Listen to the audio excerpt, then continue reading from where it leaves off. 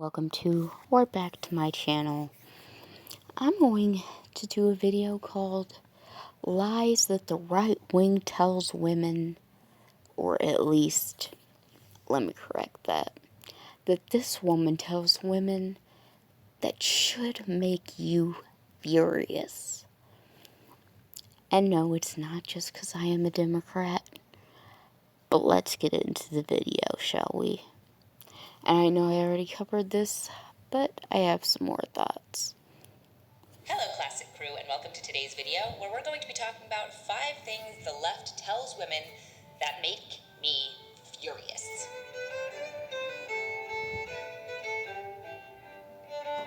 If you are new to my channel, here we talk about classic living and traditional values, and I would love if you would consider subscribing and hitting that notification bell. If you'd like to get access to a ton of exclusive content, including my book club, my movie club, as well as weekly exclusive articles, make sure to head over to classicallyabby.substack.com.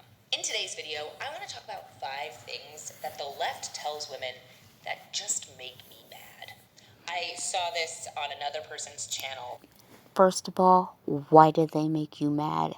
If it doesn't affect you, it shouldn't make you mad. They did this thing where it was like 5 things in their field that make me furious, and I thought that was super fun. And I've got some things that make me furious, so I'm ready to talk about it. Not happy? Let's get into it. Number 1.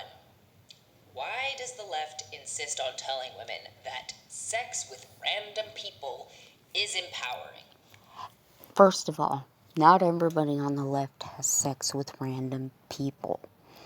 I don't. My leftist grandmother didn't. And so that's false. Right there. From a leftist. The guy I'm seeing right now, we're taking things slow, and we have not had sex, nor will we, until the time is right. I am not out screwing everybody that I come into contact with. So please, princess, shove that back up your you-know-what, because it just ain't true. It's not. It's just not. Having sex with one man who loves you, respects you, wants to have a family with you, that's empowering. That's pretty awesome. Because you want to know what's really empowering is a guy who loves you enough to want to make you feel good, as opposed to a guy who wants to have a one-night stand and is looking for his own pleasure.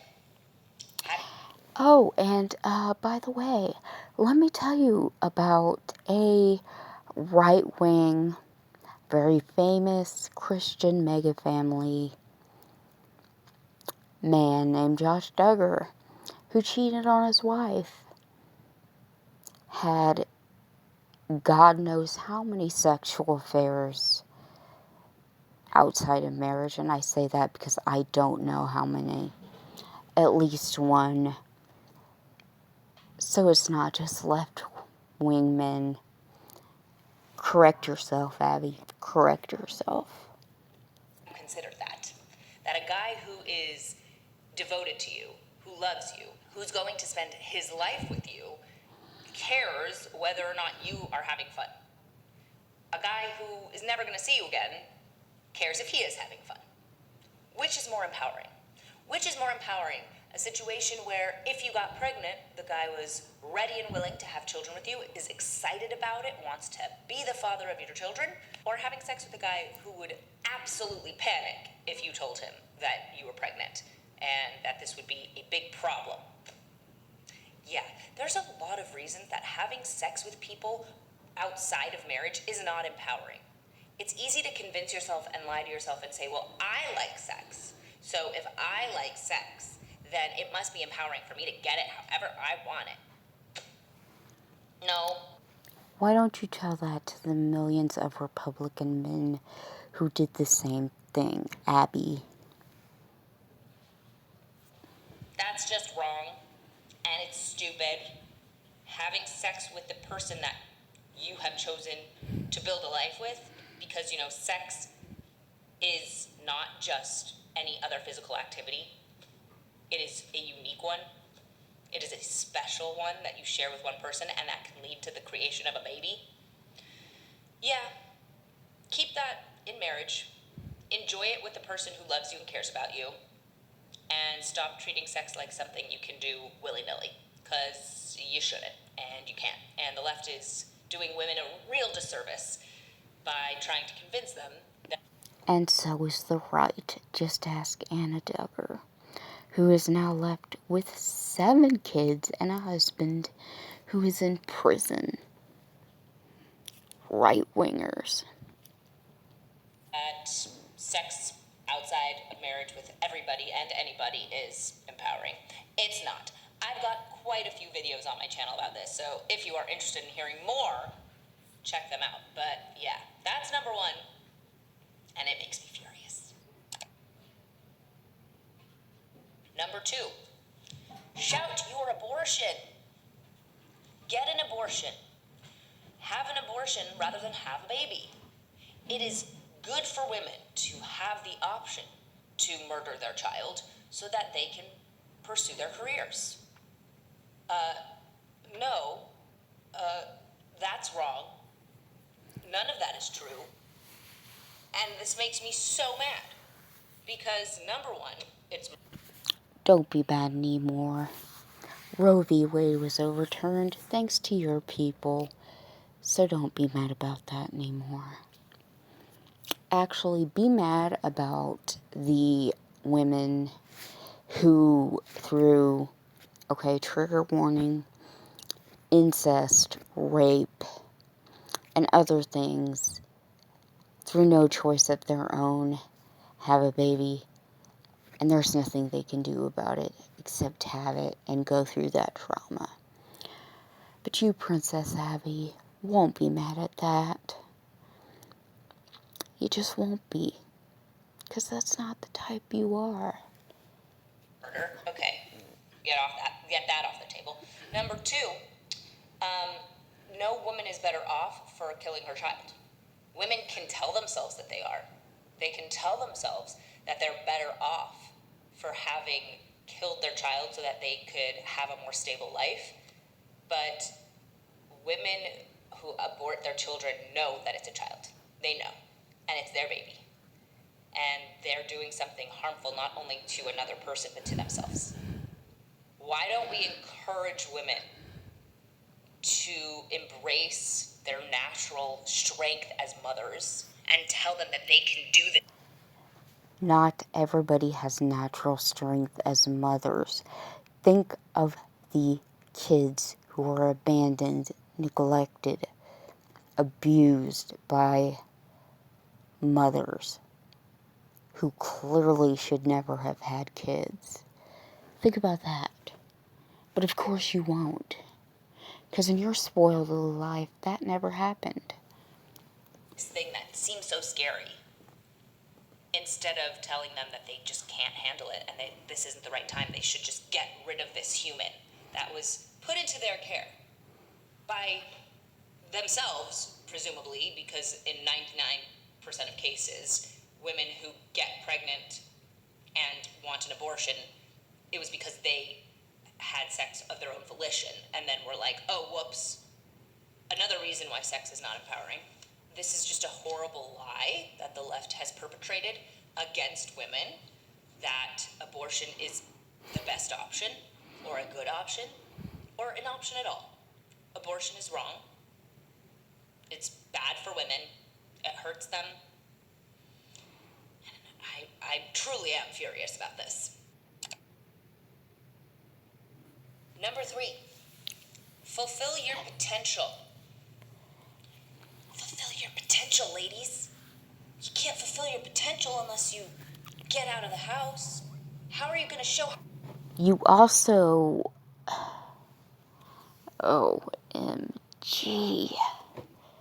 Yes, fulfill your potential.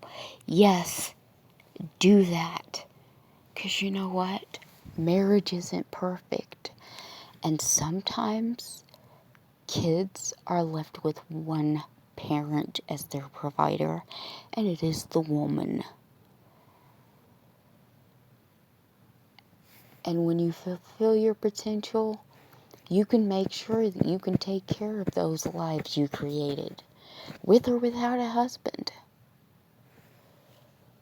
Ugh. How smart you are unless you have an amazing career.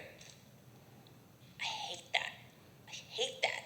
Why can't a woman fulfill her potential at home raising her children? What does potential even mean? Why do I have to prove my potential to people who think of me as replaceable, rather than fulfilling my potential to the little humans I am raising who I literally could not be replaced? Like, I was made to be their mother. They cannot replace me as their mother. So why do we tell women that the only way that they can fulfill their potential is outside of the home, in a job, in a career? Women can fulfill their potential and be great moms. It happens every day. And when you fulfill your potential, you show your kids that they can also fulfill their potential and do what they want with their lives. If they want to be a doctor, they can. They want to be a physicist, they can. I hate that kind of language because it makes it as though if you stay at home, you have failed or you're not living up to how smart you are. Like, what are you talking about? The most important thing you can do is build a home and build your family. Like, why do we make it so that women have to show off that they have done something that is visibly fulfilling their potential? And it's like, if any person can be a mother because you don't need a degree to get pregnant and have a baby, then there's no credit given to the women who do motherhood well, who like care about it and really put in effort. I hate that kind of language. No. You fulfill your potential by just being a good person. Being a good person doesn't feed your children when the husband decides that he's done with you. It doesn't feed your kids at all. And those of us that don't have a famous brother and don't come from rich families have to work, Abby. It's just part of life. By being a good mother. You don't have to get this high-powered career to prove you're smart, or to prove you're ambitious, or to prove you did a good job. Stupid. I hate that. Number 4, be body positive.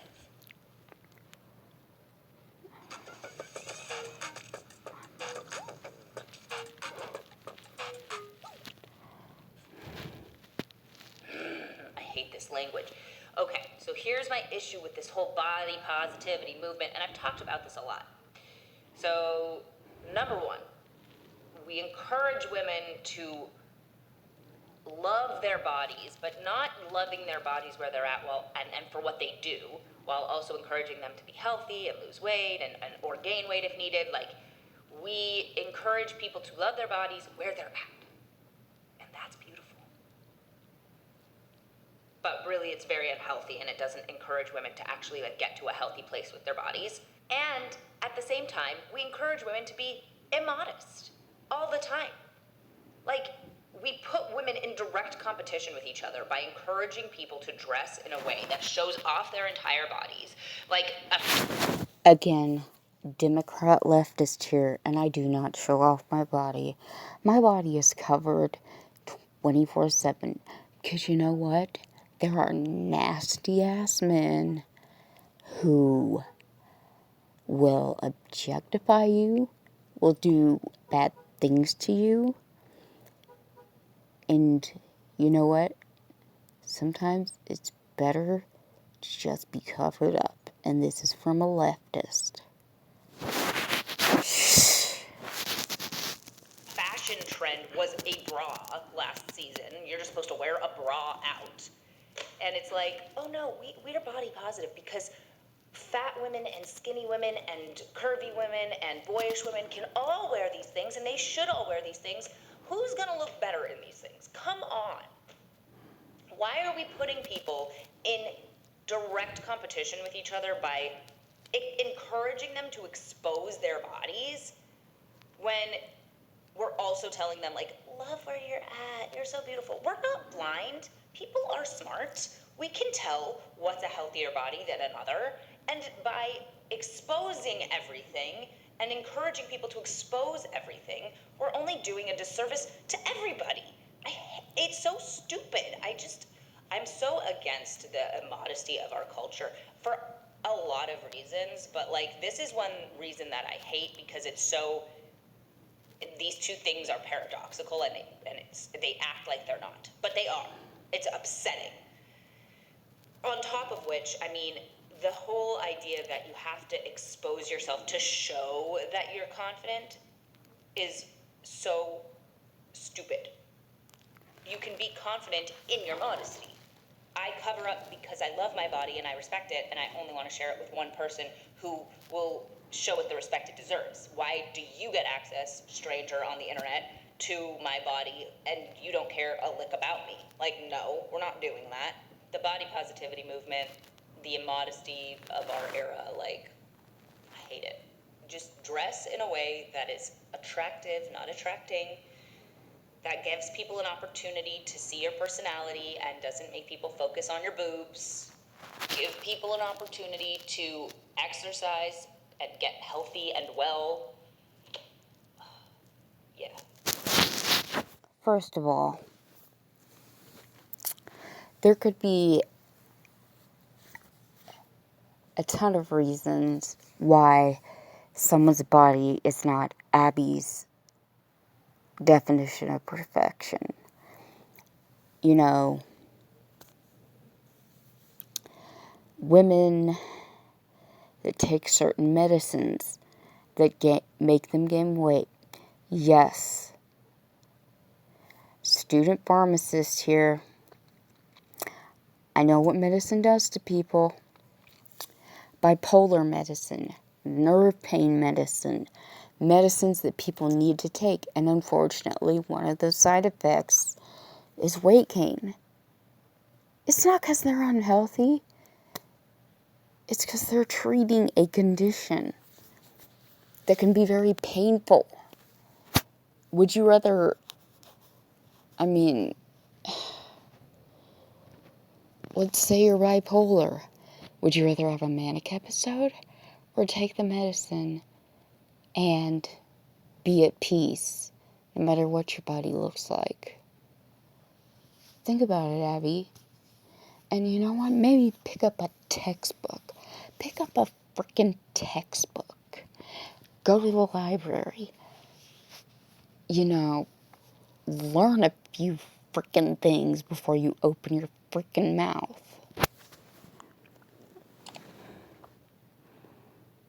Last but not least is number 5. Women don't need no man. I was talking to Jacob about this because this concept bothers me so much. When we watch like girl power movies or movies that are directed towards women, there's so many these days that if they're not a chick flick, it's a movie where a woman needs to prove that she's independent at the end. So she doesn't have any man. She's like, look at me, I figured it out. I don't need any man to help me find myself because I'm so strong and empowered. But movies that are geared towards men that teach them lessons are like, you know what's really important? Family. You know what's really important? Your wife. Why do we do that for men, which is correct, and do the opposite for women? Like, why are we encouraging women to not look for that stability, that love, that home, that will... Because not every man offers stability.